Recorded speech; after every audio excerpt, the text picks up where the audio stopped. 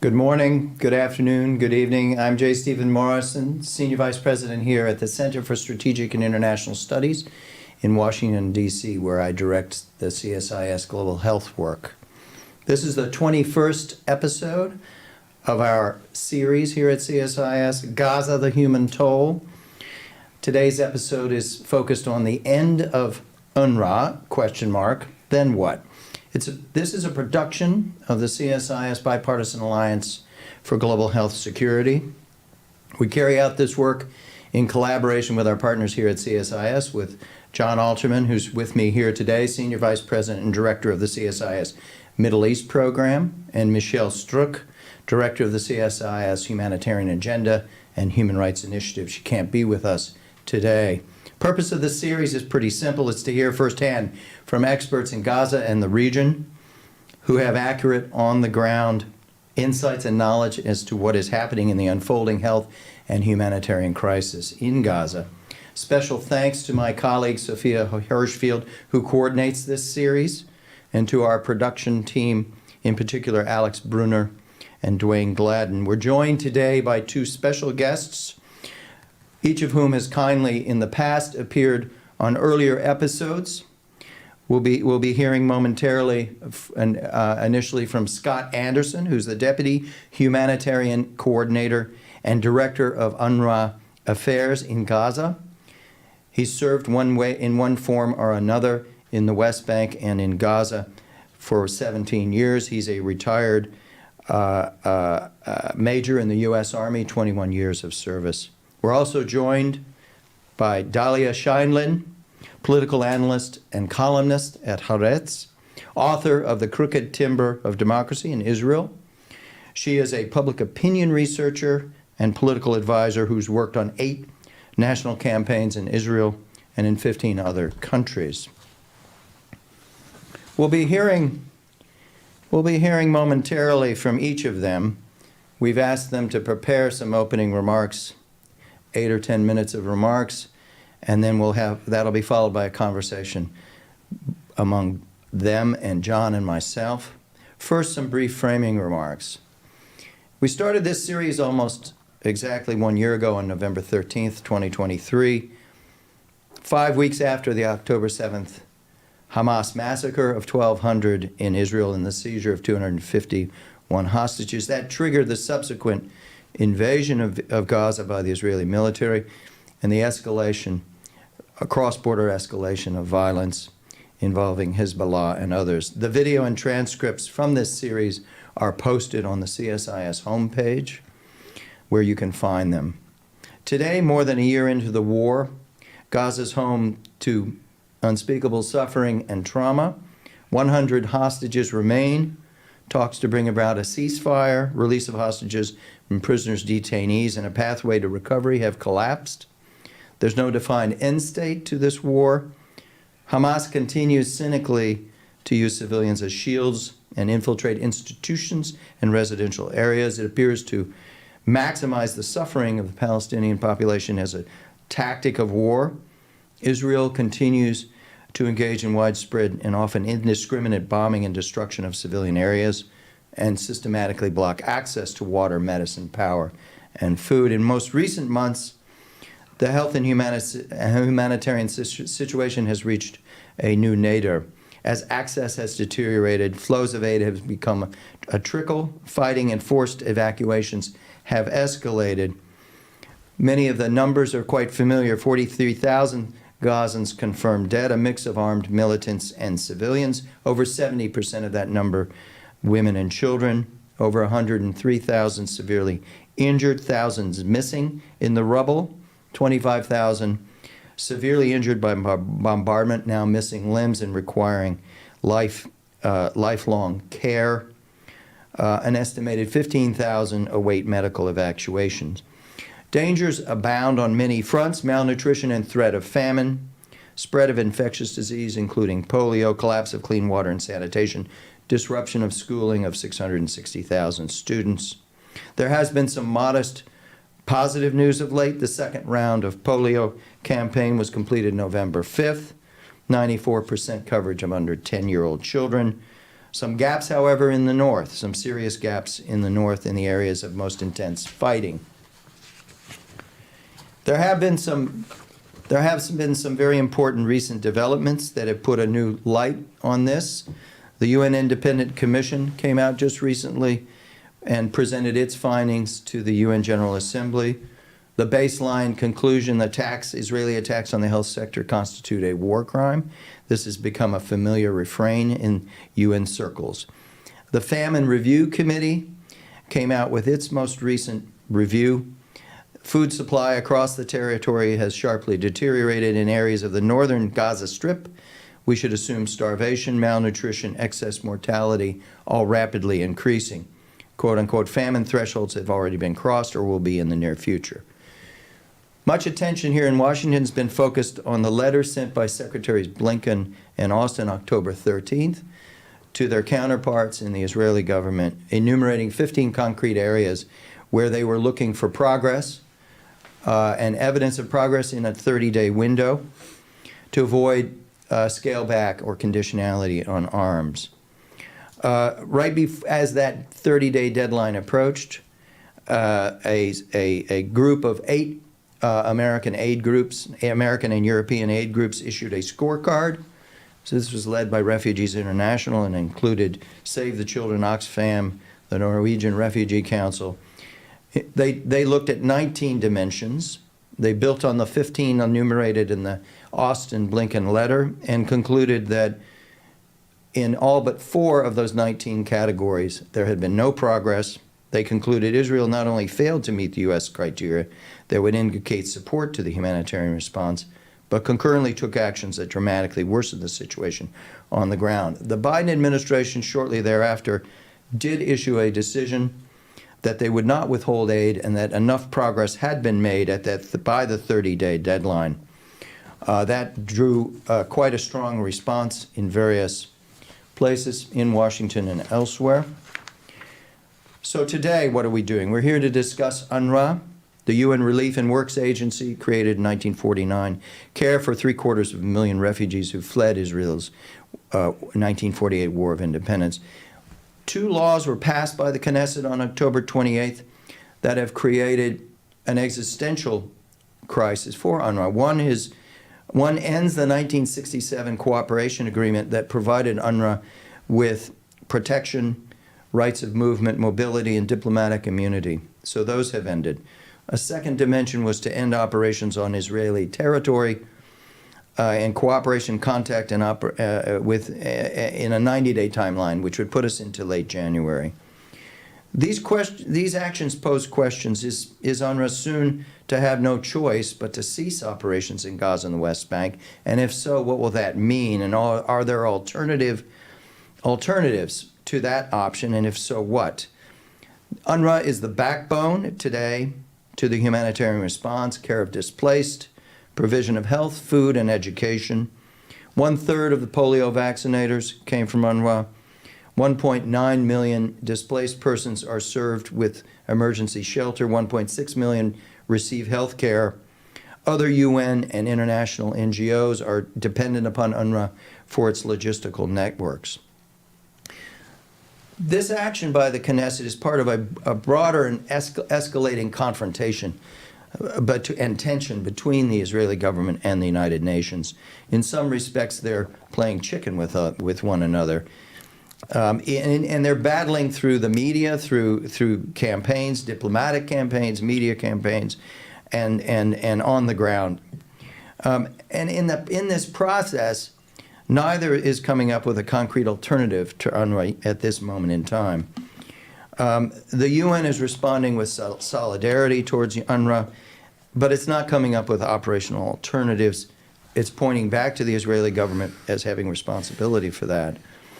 The UN is really in a bind here in terms of thinking practically about what is possible. Authority rests with the UN General Assembly, the UN Security Council.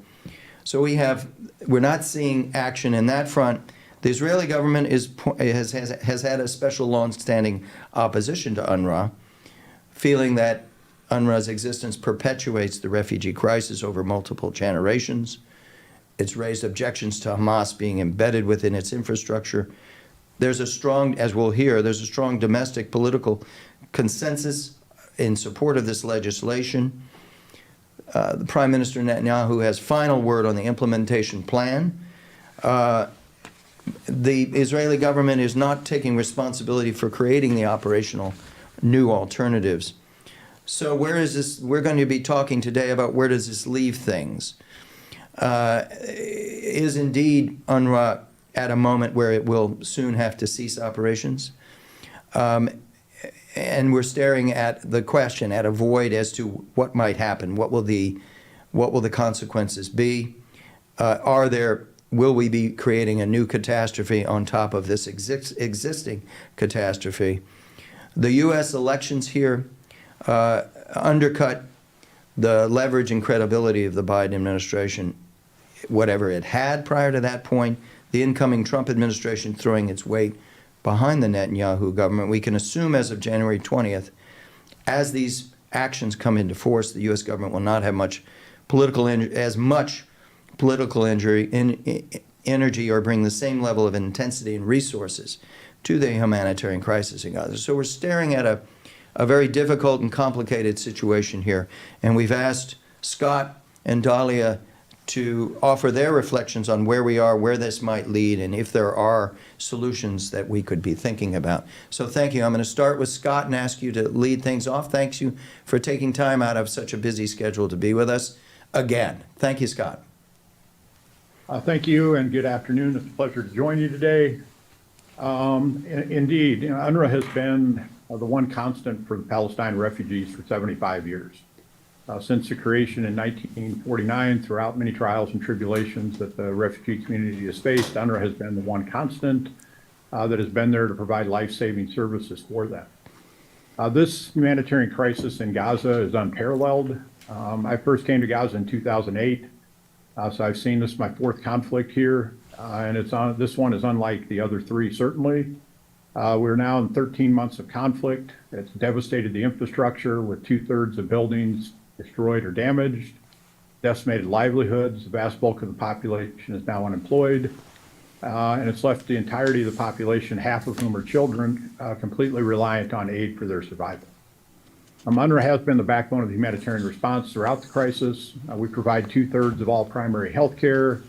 We food to half the population, provide psychosocial support to over 700,000 people, including over 500,000 children. But despite all those efforts, our resources are stretched quite thin, and food security for the population remains very much a challenge. The cost of this has been staggering. As you said, over 40,000 people have died. Within that, over 13,000 children were killed. Famine is looming, according to the most recent IPC report, and 1.9 million people, or nearly the entire population, are displaced. Most of them have been displaced multiple times. And unfortunately, Gaza has become a war of superlatives. The most dangerous place to be a child, the most dangerous place to be a humanitarian aid worker, and it's the most dangerous place in the world for children to try to learn. And it's more than just a humanitarian crisis.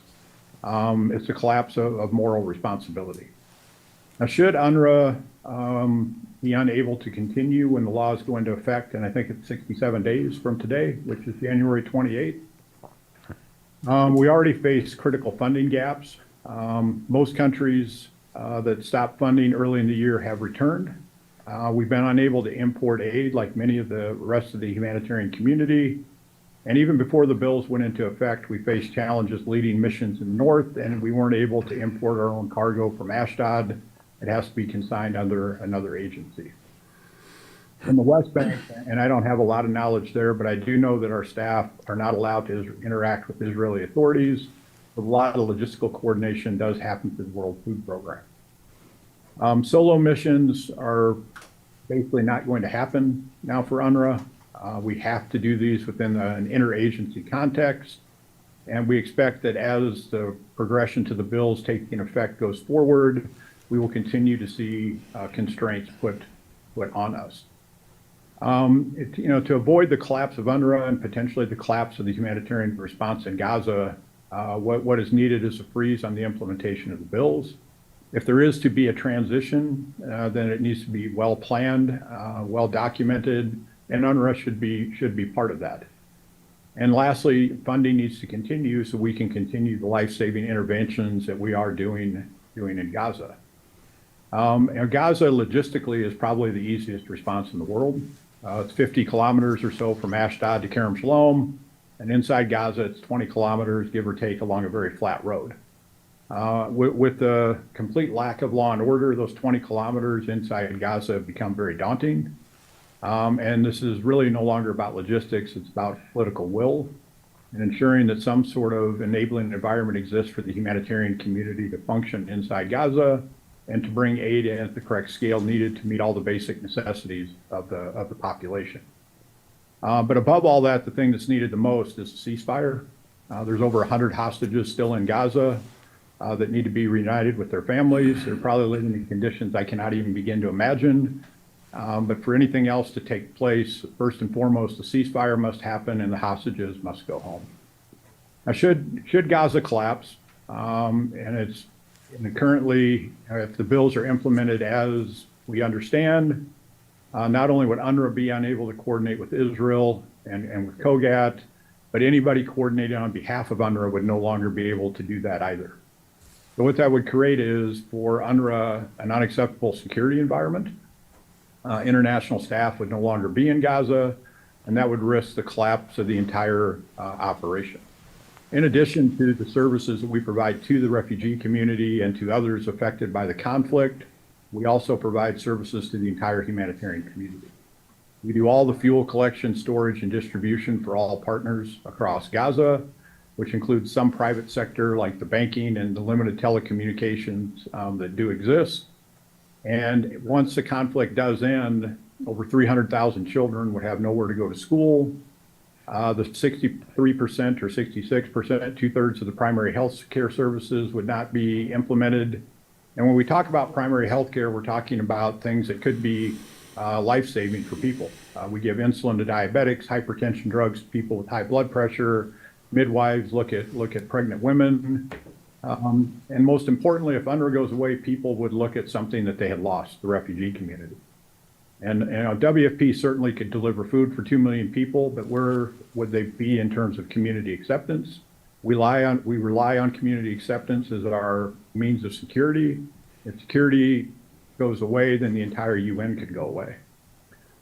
And UNRWA does play a role in the larger region, not only in Gaza and West Bank, but we also operate in Lebanon, Syria, and Jordan.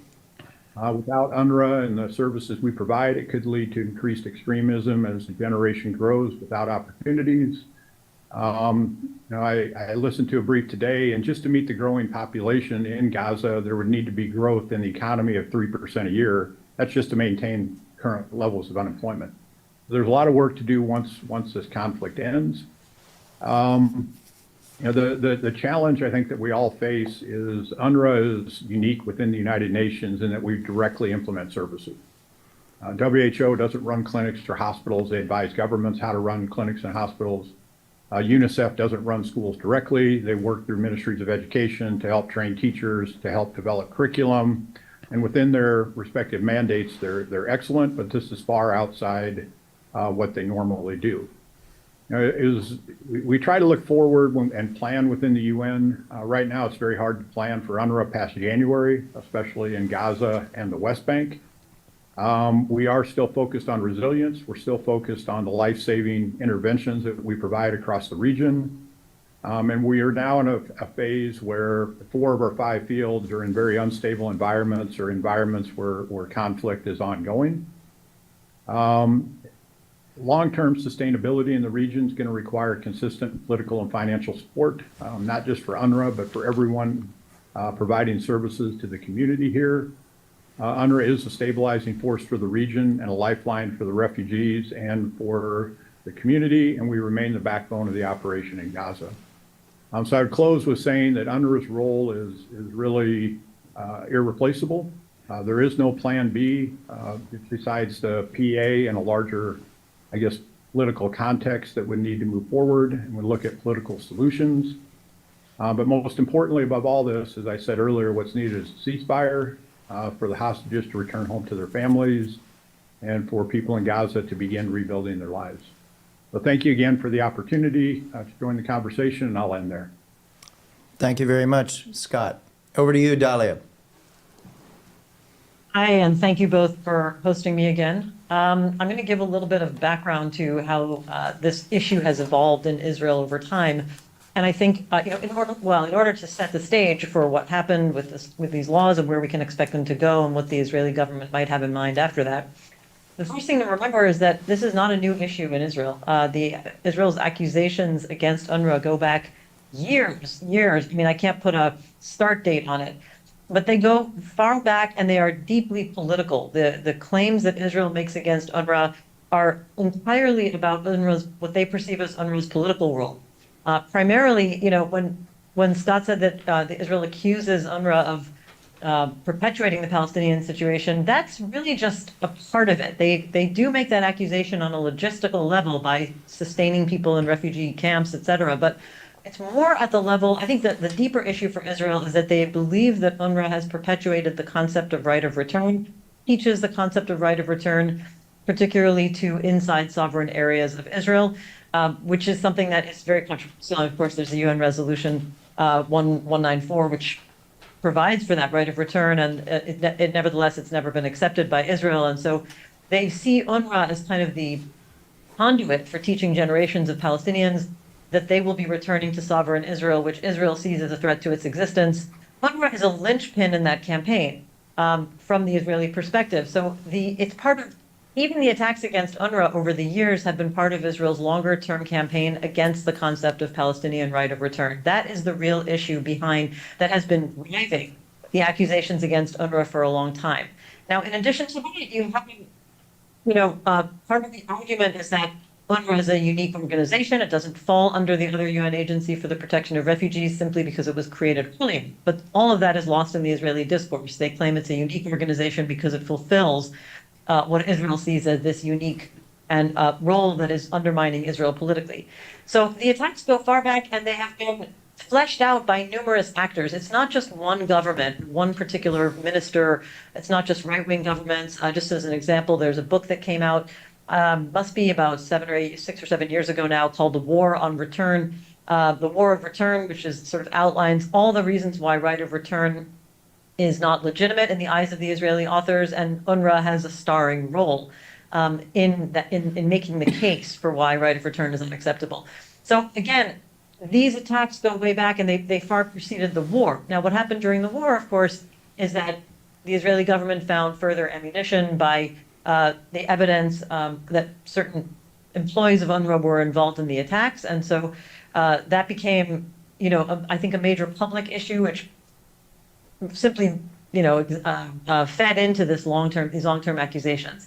I think that the reason why we know that these attacks were primarily political, however, over the years, and not really focused on the material problem of whether people were engaged or whether there was overlap between Hamas or infiltration of Hamas. I mean, that would be what I would consider an empirical problem, and I'm not, taking a position on here on how extensive and how much of that there was, because I can't claim to have the evidence.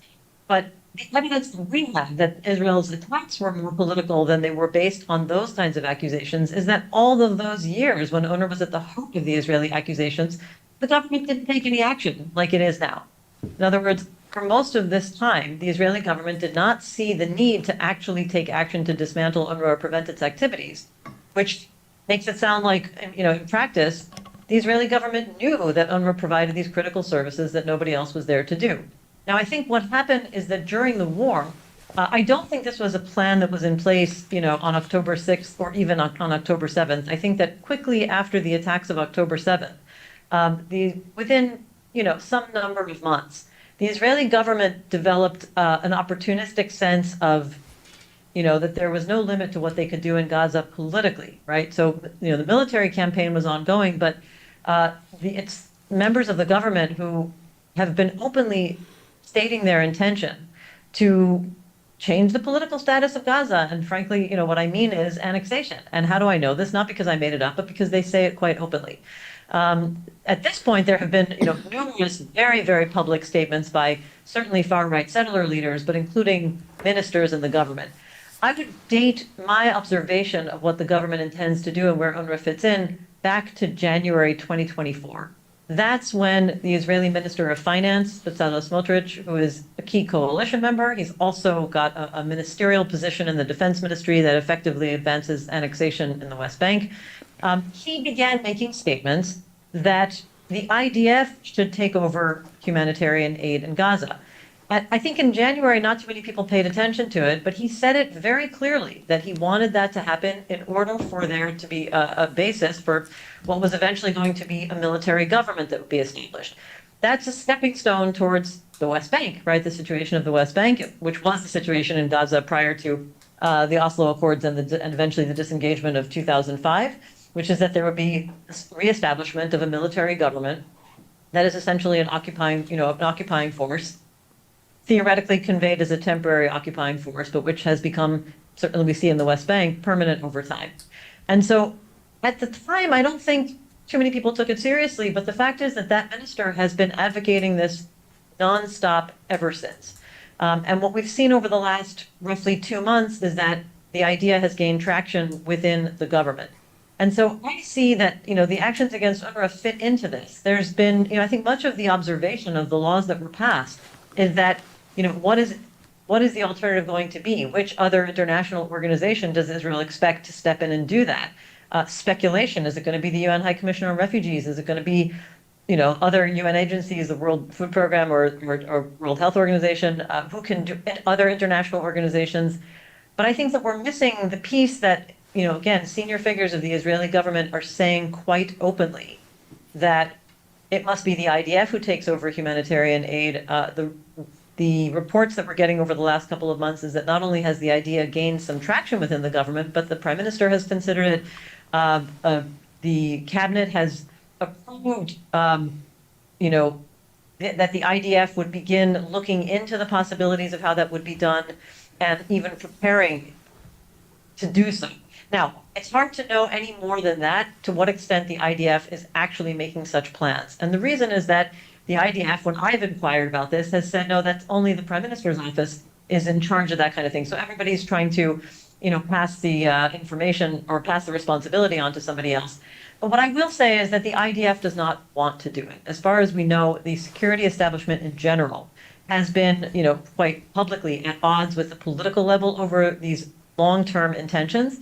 The IDF, for professional and security reasons, does not think it's a good idea for Israel to permanently occupy Gaza and, annex and rebuild Jewish settlements. And, it's the army that would be the first step towards that process, and they are not happy about that rule. So we know that there is somewhat of a disagreement. We don't know how extensive it is or even if the plans are serious.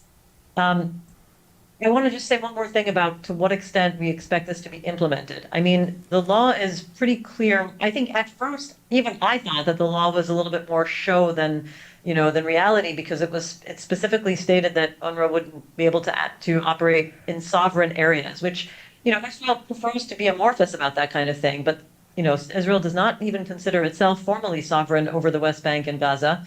However, I think that the structure of UNRWA and how it operates and what Scott's explained to us and the level of communication that it needs with Israeli authorities makes that not a particularly relevant limitation. The other thing that the law includes is after the 90-day period, it stipulates that there is a mechanism within the National Security Council who has to actively report on how well the law is being implemented. So, Israel has a history of passing laws that are a little bit more for show than reality, but I think that the fact that it includes that mechanism signifies a level of intent to actually implement it. I don't expect the law to be frozen in the past we had, for example, a law on regularization of settlements that even Israel considers to be illegal. That was passed in 2017. The Attorney General did freeze the implementation, and eventually it was overturned by the Supreme Court. I don't see that happening in this case. I haven't heard of any appeals. I haven't found any. I was trying to find out if there are any, but I think that would have been clear by now. I have not heard of petitions being submitted to the High Court against this, anything from the Attorney General, indicating that that might be a possibility. It's also worth remembering the Attorney General right now is under a severe, unrelenting attack from the government over other issues. They want to dismiss her. It's very unlikely, for the reasons that I mentioned before about the longer term accusations against UNRWA, that the Attorney General would make this some sort of a cause, given the sensitivity of her position right now. And so, it's hard to predict that this will, I was asked to answer, is this the end of UNRWA?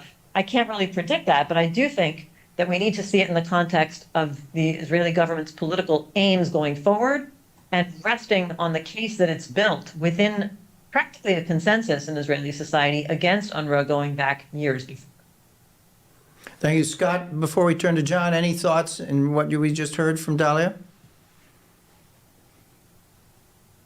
Maybe just one, or maybe just a couple of things. First, for over 20 years, UNRWA has given our entire staff list to the government of Israel. It's a longstanding requirement, and we've done that. And I don't know what was done with it, but we never heard much back, is all I will say. Second, you did talk about the right of return. And this is not something UNRWA uniquely teaches. We teach the curriculum that the Palestinian Authority develops. If UNRWA stops teaching, that will not stop that teaching. And just lastly, to say the right of return was enacted a year before UNRWA was created.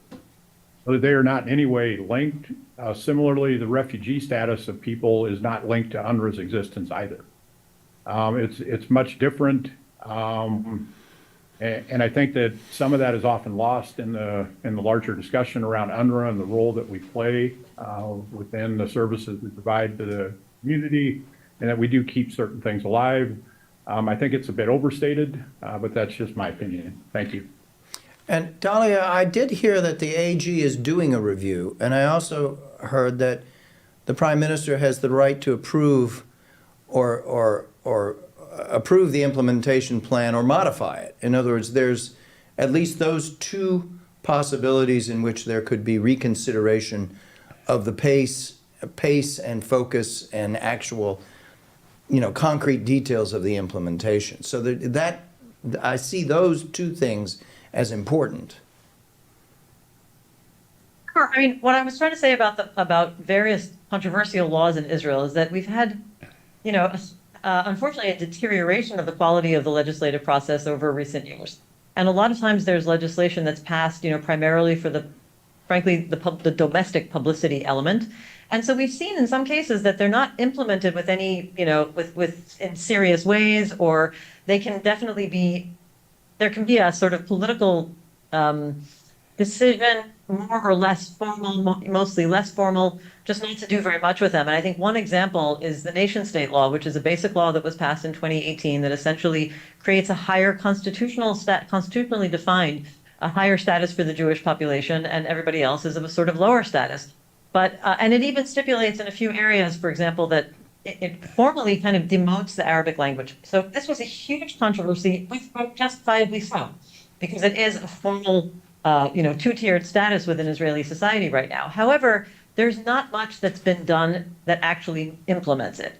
It hasn't been used very often in court cases, for example, to try to back policies of inequality. It's just, I don't want to diminish it because I think it's a real stain on Israel's constitutional makeup, such as it is, given that we don't have a formal constitution.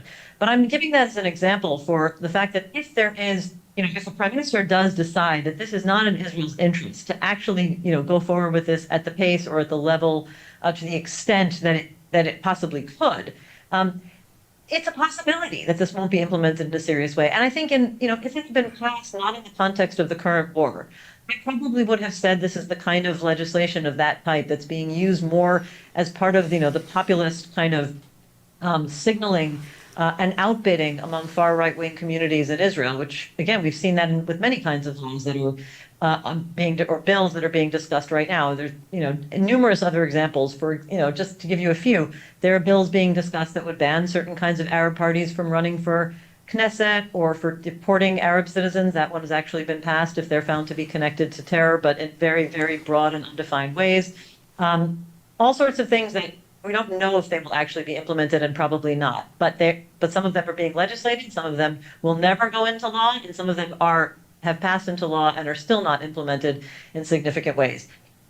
This was passed before and not in the context of the current war. I probably would have said it was one of those. I think, to my mind, the political framework that changed everything is these open statements coming from senior figures in the Israeli government who are advocating annexation and rebuilding settlements, coupled with what we've seen in the north of Gaza, which is, vast damage that involves essentially clearing the area of as many citizens civilians as possible, and destroying the infrastructure so thoroughly that it's like laying the groundwork for a first stage of annexation. So between these open statements, many of them are heated statements from senior Israeli government figures, and the actions we see on the ground, I think that if we have to guess, and it is speculation, how this law might or might not be implemented, I think this raises the possibility that it will be implemented in more serious ways, but it also depends on how long the war goes on. And that certainly speaks to Scott's point about, if there's a ceasefire, then the opportunism, that opportunity that the far right sees for advancing plans like establishing a military government in Gaza, maybe beginning with IDF taking over humanitarian aid, there's not that much of an opportunity to do that. Those things take time to plan. If there is no ceasefire anytime soon, if the war drags on, I see already how much progress has been made with what seemed like an unthinkable idea back in January 2024, and it's already reaching much higher levels and being taken much more seriously. So I think it really does depend on whether the war ends or not. Thank you, John. Just first to set a little bit of context. Israel is still a traumatized society after October 7th. If you think back to the United States after 9/11, we went into Iraq 18 months after 9/11, and the country was still, I think, very much seized with the events. Dahlia can speak with much more granularity than I can, but my sense is that Israelis still feel profoundly vulnerable, profoundly injured. I think because of that, there is this deep sense that I've perceived when I've read the Israeli press, and I think Dahlia would probably agree, that there's a way in which UNRWA is providing aid and comfort to the enemy. And that the act, what I think a lot of people outside see as necessary humanitarian assistance to civilians, is seen by many Israelis, not all, but many Israelis, as aid and comfort to the enemy, and therefore, by its nature, illegitimate. There is also a deeper skepticism or hostility to the United Nations and the UN system that dates back decades. It didn't start with the Zionism is Racism resolution in the General Assembly in the 1970s, Yasser Arafat addressing the General Assembly long before he professed to give up terrorism. But there really is, I think, and the ineffectuality in the eyes of many Israelis of the UNIFIL operation in southern Lebanon, there is this sense, it's not just UNRWA. I think there is a sense that the UN system is biased against Israel, that the UN General Assembly has passed any number of resolutions against Israel to no effect, and the U.S. keeps protecting Israel in the Security Council, and therefore the UN system is something that Israelis don't feel comfortable with, and UNRWA's existence is sort of added to that. The other piece of this is the incoming Trump administration. Of course, the last time around, the Trump administration cut U.S. funding to UNRWA more than $200 million a year. It is hard for me to imagine that the Trump administration, when it comes in, will not once again cut funding for UNRWA, let alone protect UNRWA in any way. Elise Stefanik, in many ways, became UN ambassador because she attacked U.S. university presidents for not being more aggressive about anti-Israeli protests on campus. So I can't imagine that when the administration takes office, that its goal will not be to reorient U.S. policy to be much more supportive or permissive of Israel. My guess is actually more permissive than supportive. And then the question, and it's a question really for Dahlia, is the extent to which the Biden administration has been a constraint on Israeli policy, because Netanyahu can say, I have to keep the Americans on side. What happens to those right-wing ministers who have been advocating for annexation, expulsion, all those kinds of things, if the U.S. government is no longer holding back the prime minister? Does that change Netanyahu's calculus for how to where he wants to strike the balance, where the Israeli public is in terms of annexation, expulsion, the kinds of things that that some of the ministers have talked about, and that Netanyahu has always been reluctant to embrace up to now. Dahlia, any thoughts?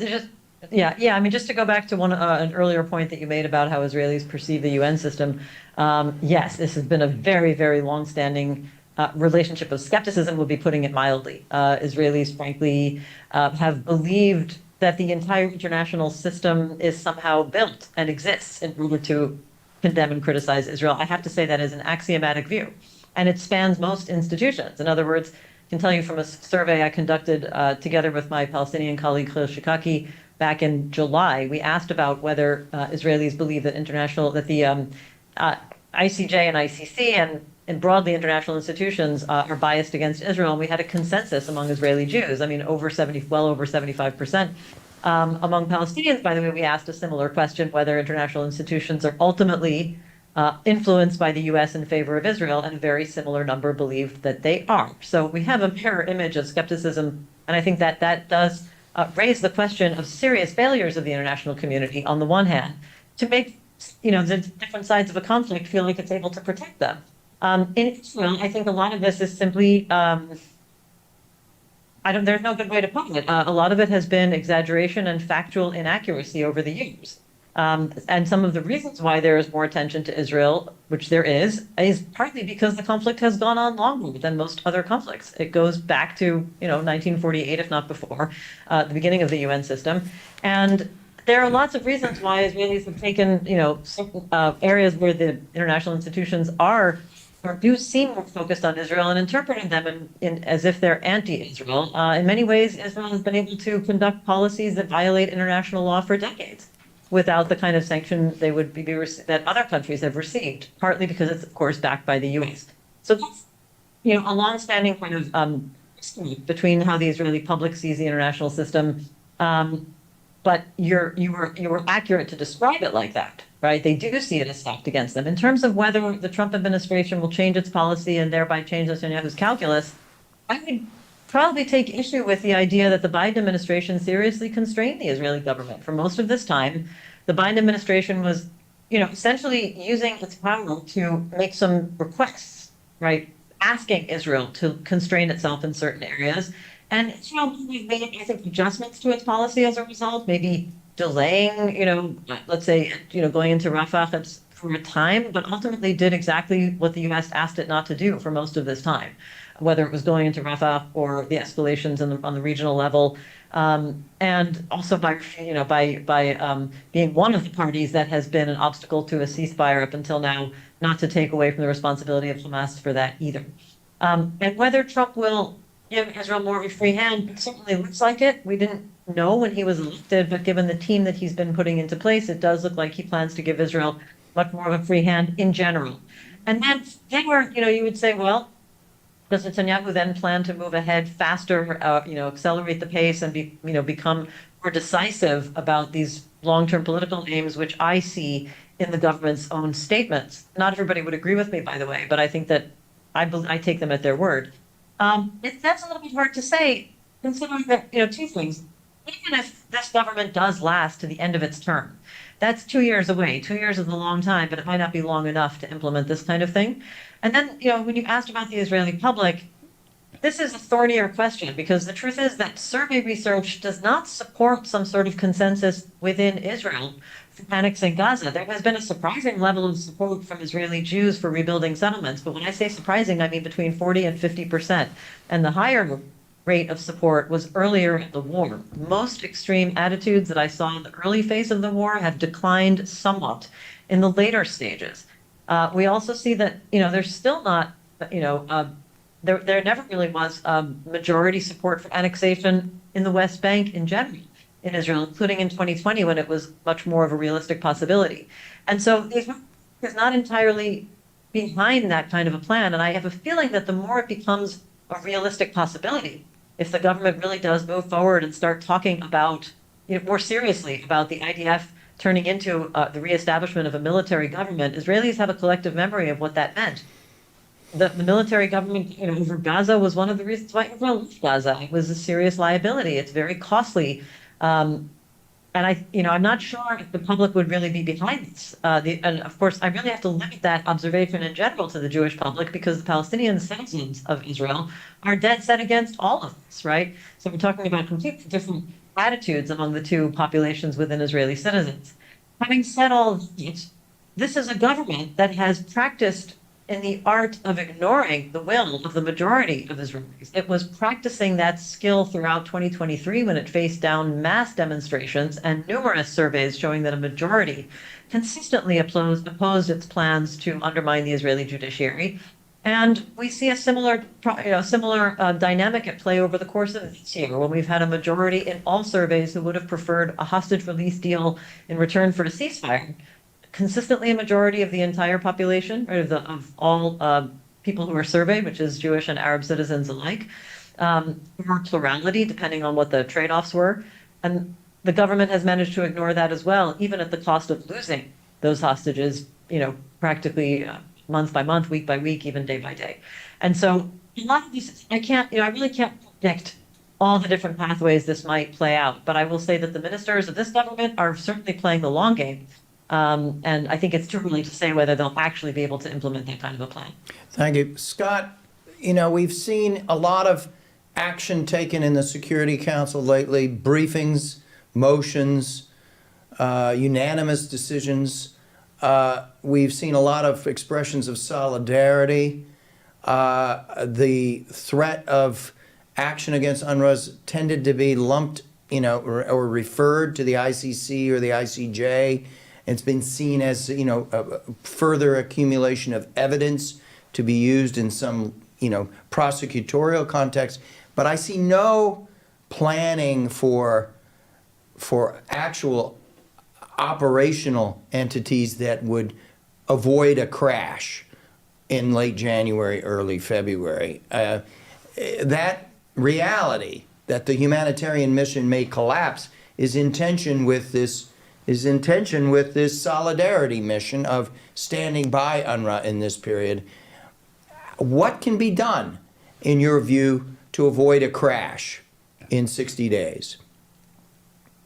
First, for the sake of the argument, let's say that UNRWA is going to no longer operate in Gaza. 60 days is impossible to turn over the operation.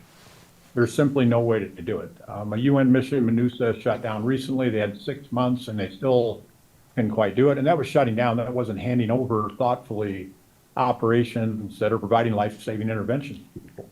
Now, we talked about the 2/3 primary health care, and I talked about the insulin. What that translates to is 16,000 primary medical care visits a day.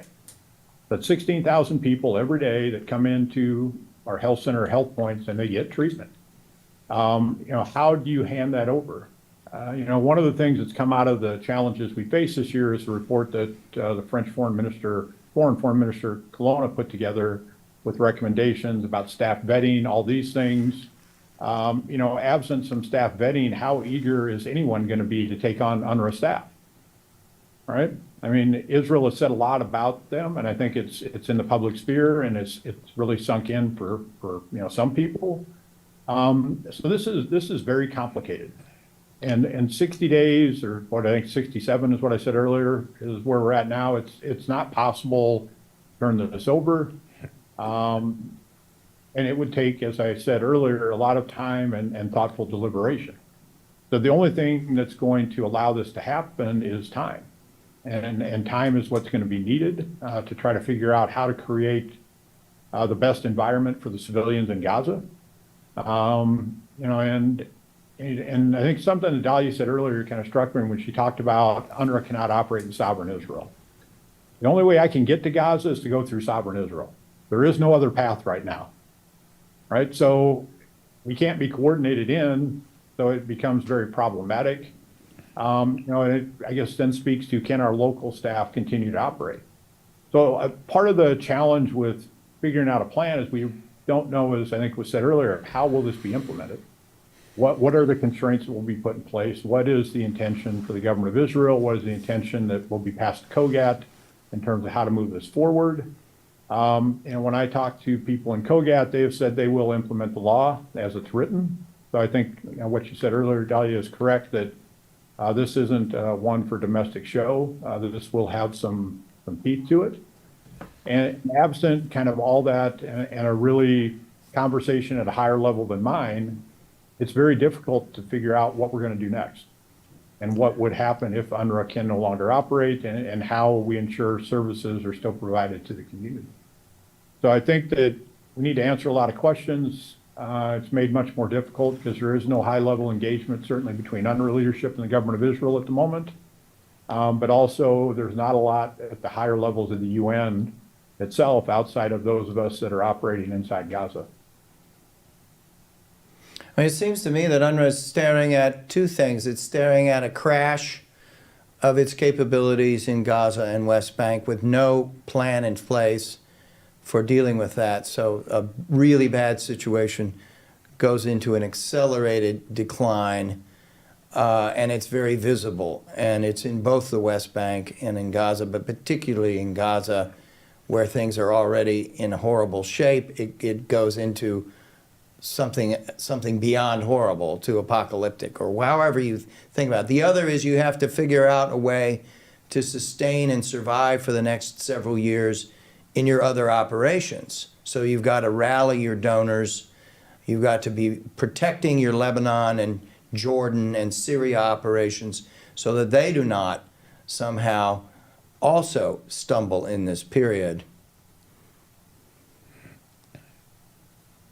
Yeah, that's correct. I mean, we do, as I said, we provide services across 5 fields, and it's complicated. It's a very complex political environment in every field in which we operate. You know, and the word I would use in Gaza that's most likely to occur is not apocalyptic, it's famine. All right, we're on the edge of that now. I think, and it's been reported through the IPC as well as WFP and others, that there are likely pockets of famine in the north now. If you know, an agency or an entity that's over half or at half of the entire response no longer operates, we're very much headed toward famine, if not famine-like conditions across all of Gaza. And it's exacerbated further by the fact that as an entire international humanitarian community at the moment, we are unable to bring aid at the scale needed. And it's due to the lack of law and order environment, particularly in Rafah. So I think that, you know, there's political challenges to this, there are operational challenges to this, but the biggest takeaway, as I said earlier, is there's no way to solve all this and put a plan in place between now and January 28th. It's simply not possible. And unfortunately, the people in Gaza, half of whom are children, are the ones that will bear the brunt of that decision. And if UNRWA can no longer operate, they would bear the brunt of the impact. But there is no active dialogue between the Israeli and UN leadership on trying to avoid the worst outcome. Is that correct? I mean, not to my knowledge. It's a is all I can standoff. say, but I'm not at the higher levels of UN leadership. I have enough to do inside Gaza than to worry about everything else. But to my knowledge, there are not any discussions happening. I guess that's all I can say on it. Right, and within the Israeli government, we have the tensions that Dahlia outlined. There's political impulses towards annexation and making use of the IDF, but the IDF is not on board at all on that notion of taking operational I mean, responsibilities. I just want to, listen, I don't want to overstate the case. I mean, the IDF is also very sensitive. It's being put in a position similar to that of the Attorney General. The government has been attacking the security establishment as well, mainly to deflect its own responsibility for having failed to detect and prevent and cope with October 7th. And so the Prime Minister has... Right. To dismiss the defense minister just a few weeks ago. Well, yes, of course.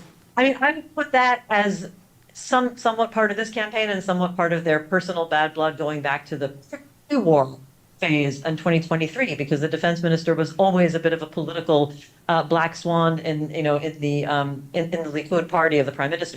So they have personal tensions going back. He wasn't considered sufficiently loyalist and sufficiently populist, and he brought professional and military concerns to the judicial overhaul plan of the government. He tried to pause it, not even stop it. He was almost fired a first time. And so I think Netanyahu how should I put it, had been waiting for that moment for a long time. But yes, it definitely illustrates the kinds of tensions that we're talking about between professional considerations of security matters or versus political considerations of the government. And so given those sensitivities, the government has been trying to blame the security establishment as well as the legal establishment, by the way, for which may be a little bit hard to explain in the little time we have left. I would say the senior figures in the army and in the intelligence services are very sensitive about not wanting to appear to do anything as if they're not as if they are opposing the policies of the government. And so we know this from kind of rumors and leaks and people a little enough on the inside to kind of know how these things are seen from the inside of these tensions. But I think that the army and the military will be very, very cautious about doing anything that would be seen to go against the government. So if they were directly ordered to set up, for example, that very first step of taking over humanitarian aid in Gaza, I can't see anybody in the military establishment actually saying, you know what, we can't do this. I mean, it wouldn't come to that. That would look like a military coup, and it would very quickly be accused of being a military coup. Moreover, I think the Israeli government is building the case to say exactly for the reason. I mean, it really plays very cleverly on what Scott said. Not to sound totally conspiratorial, but I think there's a fine line between strategy and conspiracy. If the strategy is that the IDF takes over humanitarian aid, they're going to be saying exactly what Scott said. There's nobody else to do it right now. There's no plan in place. We all agree that there has to be some humanitarian support for the civilians in Gaza. We're already there. We can do it better and more efficiently. They are already making those arguments. So I wouldn't necessarily expect that the IDF is going to somehow put up, serious policy opposition to this, even if they might not like it, even if they may be, opposing it sort of in the preliminary stages. We've got just a few more minutes to wrap up here. This has been pretty revealing in terms of just how formidable these challenges really are. I guess I would like to ask you all, including John, to speak to what's the message to deliver to a Washington audience today? The Biden administration has sort of gotten to the end of the line, it seems, in its activism on these issues. It basically folded its tent or threw in the towel last week. The Trump team is busy putting the pieces together for its new cabinet, new government, and absorbed with that. There's a 60-day window here before we get to the inauguration, and we get to the soon thereafter, this moment of reckoning that's been put down through the legislation. So let's start with Scott and Dahlia and close with John. What's your advice? What are the messages you want to leave with a Washington audience now? This is a very dangerous situation. To me, the most important thing, and the reason I'm here in Gaza, is to prevent a further humanitarian catastrophe. That's what we're focused on. We're focused on delivering life-saving interventions and helping people. As I said, I think it's impossible if UNRWA can no longer operate, for us to have something in place that would replace us by January 28th. And what's needed, most importantly, is time. We need to figure out a proper planning timeline and figure out the best way that we could do this. It would be to pause implementation and have a proper discussion with UNRWA to make sure we're part of the conversation, that things are handed over in such a way, if it would happen, that it doesn't negatively impact the civilian population inside Gaza. And until then, UNRWA still has operations ongoing in Gaza as well as across the region. Funding needs to continue. Thank you. Thank you. Dahlia? I don't think I have an easy message, but I will say, believe the Israeli government, listen to what they say. I think that there's sort of a denial sometimes that they really mean it, and I think that there's no other choice. I agree with what Scott said earlier in this conversation. Nothing will really guarantee the humanitarian, improvement in the lives of Gazans, anything beyond, tomorrow, except for a ceasefire.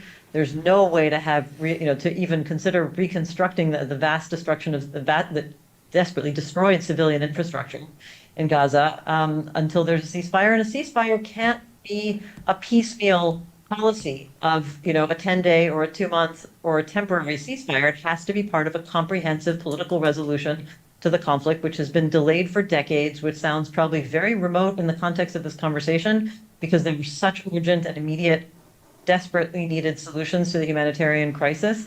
But we don't want to see a recurrence of this year after year. There's no other way. I don't need to remind Scott, certainly, but maybe the audience needs to be reminded that Gaza was in a desperate situation before this war. You talked about the unemployment rate. Gaza had 45% unemployment before the war. Now it's, I think, 90%. And that's not a situation. I mean, we've had cycles that led to where we are now. I think, there's no way to really get at these issues without both a ceasefire that then leads to longer term comprehensive political resolution to the conflict. Thank you. John? There's a tendency to see this as a microcosm. I think it's important to see in the broader context. The Trump administration is going to come in with profound skepticism toward the UN and UN agencies, profound skepticism about the utility of international organizations to advance shared goals. I think much less interest in a whole range of humanitarian priorities that others have had. It seems to me that you might be able to talk about this as an example, but to me, it's important that we also put in the context of a much broader set of consequences if the U.S. turns away from international organizations providing that sort of humanitarian relief. The United States provides huge amounts of support, as you know, to people suffering all over the world, often through the UN, and it seems to me that all of those efforts are imperiled. And if people are serious about that, I think we have to look at the broader issue and not just at the issue of Gaza, not just at the issue of UNRWA.